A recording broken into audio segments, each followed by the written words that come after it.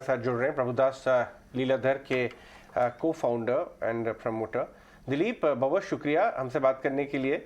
आपके चेहरे पे स्माइल दिख रही है, या तो आप कैश से बैठे हुए हैं या आप थोड़ा शॉर्ट थे या आपकी बाइंग लिस्ट तैयार है और भाव आ गए हैं। बताइए रीजन क्या है, या आपके क्लाइंट्स इतने कॉन्फिडेंट हैं आपको परेशान नहीं कर रहे हो फोन कर करके कि क्या करें क्या करें, क्या रीजन क्या है? क्योंकि ऐसे बाजार में स्माइल करना बड़ा मुश्किल है। तो तो मैं कहूंगा कि मेरा एक्टिंग जरा बराबर रहा। मेरा स्माइल आपको कन्विंस कर सका कि मैं स्माइल कर रहा हूं, और स्माइल के पीछे जो वरीज है, जो एप्रीहेंशंस है, that still continues. But I think overall yes, it's a very tough time, very challenging times. और हम जब भी मार्केट में यही होता है कि किसी भी जगह आइदर ऑन द अपसाइड और ऑन द डाउन साइड कभी भी एक एक्सेस ही होता है। कभी मार्केट्स हम देखते हैं कि रीजनेबली ऊपर नहीं जाता है, रीजनेबली नीचे नहीं जाता, या तो बहुत ऊपर जाता है या फिर बहुत नीचे जाता है। अभी हम देख रहे हैं कि मार्केट बहुत जोर से नीचे जा रहा है, and this is what we call excessive which happens in the market. But इसकी वजह भी काफी सारे हैं, और ये वजह इतने सारे हैं एट द मोमेंट कि यहाँ पर ऐसा लग रहा है कि शायद there so many moving parts, बहुत सारे चीजें जो बहुत कॉम्प्लिकेटेड है, कंफ्यूजन है, और जिसको हम कहते हैं बहुत सारे चीज एक दूसरे से कॉन्ट्राडिक्ट कर रहे हैं।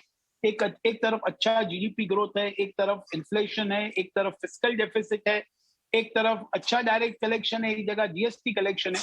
लेकिन ये सबको अगर हम देखें फिर भी ऐसा लग रहा है कि times certainly are very challenging. It is not very easy because certain things don't add up together.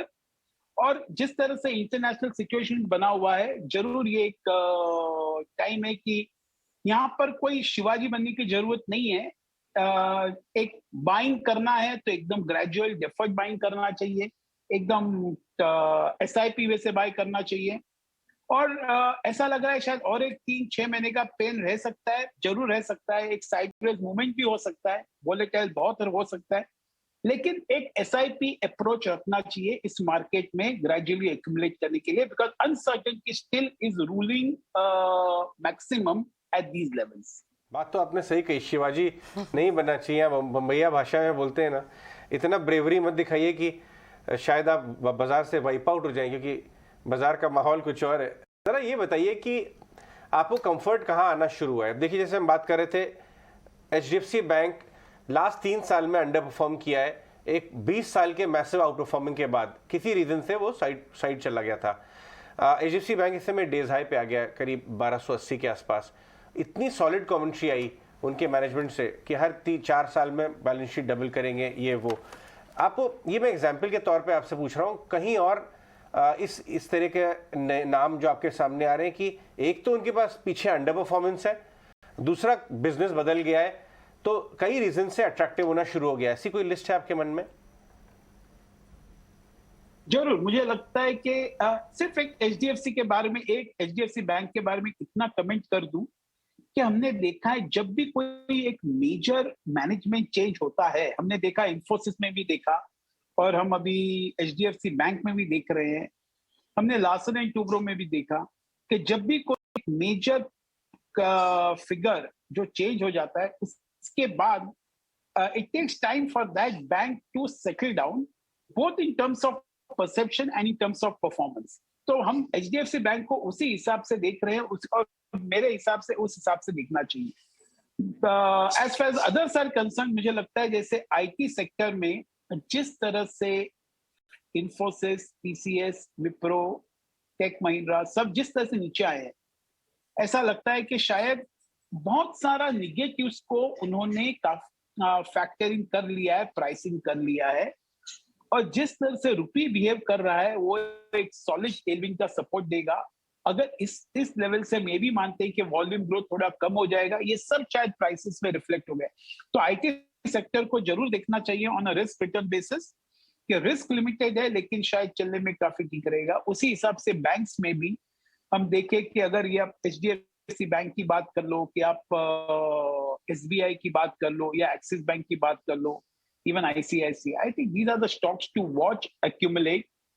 मैं फोकस इस समय यही कर रहा हूं कि शायद फ्रंट लाइन में ही रहना चाहिए, बिकॉज हमने हिस्टोरिकली देखा है कि जब भी मार्केट टर्न होता है ऊपर की तरफ, front lines give much faster and exponential returns in the short run, short to medium term as compare to anybody else. तो उसी पे फोकस करना चाहिए। बिल्कुल दिलीप जी, गुड मॉर्निंग। बिल्कुल बात तो ठीक कह रहे हैं आप कि फंडामेंटली जो स्ट्रॉन्ग है और लार्ज कैप्स फ्रंट लाइनर्स क्यों नहीं, लेकिन जिस तरह का रिटर्न मिड कैप और स्मॉल कैप स्पेसेस ने दिखाया है उसमें भी अगर आपको चेरी पिकिंग करनी हो तो आपको कौन से स्पेसेस पसंद आते हैं? क्योंकि पहली गिरावट जो पहली हैमरिंग होती है वो भी फ्रंट लाइनर्स पे होती है और पहली रिकवरी अगर इंडेक्स में होगी तो वो भी फ्रंट लाइनर्स पर, लार्ज कैप्स पर होगी।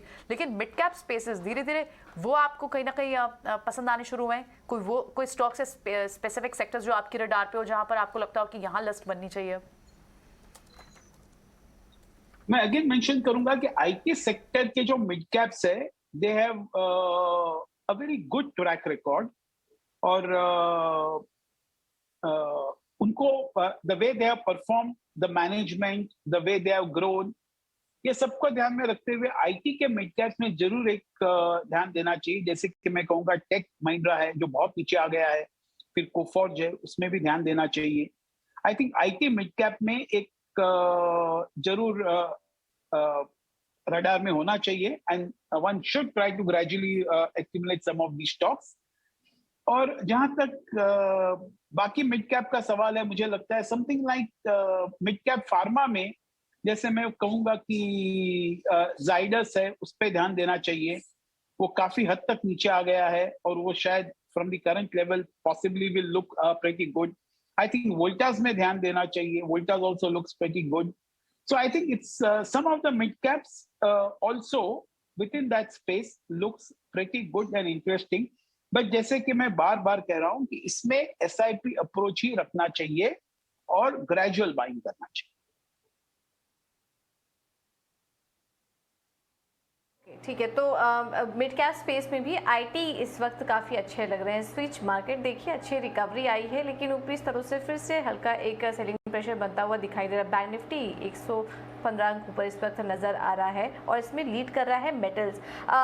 दिलीप जी, मेटल्स पर क्या व्यू बन रहा है आपका? देखिए कल जो गिरावट हमने देखी थी इसमें काफ़ी बड़े लेगार्ड्स थे यहाँ पर और उतार चढ़ाव बना हुआ है। स्पेस को लेकर क्या व्यू बन रहा है आपका मेटल्स में? देखिए मेटल्स जिस तरह से ओवरऑल जो बढ़े थे, वैसे मेटल्स नहीं, सब कमोडिटीज तो बिल्कुल all commodities, whether it was metals, ferrous, non ferrous, whether it was oil, gold, सब बढ़े थे। लेकिन मेटल्स को खास करके ध्यान में रखे तो मुझे लगता है कि यहाँ पर भी शायद एक बार और weakness in the commodity prices हो सकता है, यहाँ से और नजर आएंगे। और सेकेंड बात, जिस तरह से ये क्वांटिटेटिव टाइटनिंग हो रहा है, जो इजिंग था अभी टाइटनिंग हो रहा है, तो ये जो लूज मॉनिटरी पॉलिसी की वजह से जो they were chasing assets across all class of assets, तो वो एक बंद हो गया है। तो इसको भी जरूर ध्यान में रखना चाहिए। और अगर किधर ये इकोनॉमिक रिसेप्शन में आता है तो फिर शायद ये demand for metals and oil and everything also should start sobering down. तो यहाँ से metals में एक I will not be in a hurry to buy because stock prices are strictly following the commodity prices, whether it is metal or oil. तो अगर ये steel commodity price अभी भी softening होने वाले हैं तो इसमें कोई जल्दबाजी नहीं करनी चाहिए। लेकिन एक बात जरूर मैं कहूंगा कि सबके बैलेंस शीट बहुत अच्छे बन गए हैं, सब कंपनीज ने बहुत अच्छा अपने बैलेंस शीट को रिपेयर कर लिया है, डेट डीलेवरेजिंग कर लिया है, तो ये काफी अच्छी तरह से एक बैलेंस शीट बन गया है। So maybe there may not be further downsides looking at the balance sheets of some of the leading companies, लेकिन कोई एक रिटर्न देगा इस प्राइस से, I think one should wait and watch. Metals में ये सिर्फ शॉर्ट कवरिंग रिबाउंड आप देखते हैं। देखिए आपने ये बात तो सही बोली कि भाई इनकी बैलेंस शीट बहुत स्ट्रांग हो गई है और भयंकर डेट रिडक्शन हुआ है, लेकिन एक क्वेश्चन ये भी आ रहा है ना कि कहीं ना कहीं प्राइसिंग उतनी स्ट्रांग नहीं रहेगी। वॉल्यूम ग्रोथ आ जाएगी लेकिन प्राइसेस शायद उतने स्ट्रांग ना रहे। तो जो 3 साल में जिस हिसाब से पैसा बना मेटल स्टॉक्स में, नेक्स्ट 3 इयर्स में उससे थोड़ा स्लो रहेगा। रिटर्न की एक्सपेक्टेशन उसकी जैसी तेज ना समझें। क्या ये एक जस्टिफाइड आर्ग्यूमेंट है दिलीप? बिल्कुल बिल्कुल, I completely agree with you. I think the operating leverage will come into play लेकिन हमने अक्सर यही देखा है कि अब इसमें जब तक कमोडिटी प्राइसेस और स्टॉक प्राइसेस एकदम सेम डायरेक्शन में जाते हैं, और अगर कमोडिटी प्राइसेस गिरने लगते हैं तो स्टॉक प्राइस जरा ज्यादा गिर जाता है, और उसी हिसाब से जब कमोडिटी प्राइस बढ़ने लगते हैं स्टॉक प्राइस जरा डिसप्रपोर्शनेट बढ़ने लगता है। लेकिन हमको ये भी मानना पड़ेगा, ये भी एक एक्नॉलेज करना पड़ेगा कि क्या हुआ है कि पिछले 2-3 सालों में काफी सारे आर्टिफिशियल इंपोर्ट ड्यूटी सब लगे हुए थे। अभी उसको शायद लोअर करेंगे, ये WTO हो कि शायद यूएस में renegotiate it's terms with China, और वैसा हो जाएगा तो बाकी सब देशों को भी कुछ करना पड़ेगा उसमें। तो some of those artificial barriers which has created a protection for the Indian companies, वो शायद डिसॉल्व होते हुए नजर आ रहे हैं कि शायद उसमें थोड़ा डाइल्यूशन हो जाएगा। तो ये सबको नजर में रखते हुए लग रहा है कि शायद मेटल्स में not give that kind of a return from the current levels. Alright, बिल्कुल, एब्सोल्युटली। बहुत बहुत शुक्रिया दिलीप, आज हमें समय देने के लिए और इन सभी स्पेसेस पर हमसे बात करने के लिए बहुत बहुत शुक्रिया, अपना व्यू शेयर करने के लिए। And yes, to pretend that you are not at all fearful about the market also, thank you so much for being with us today. लेकिन अगर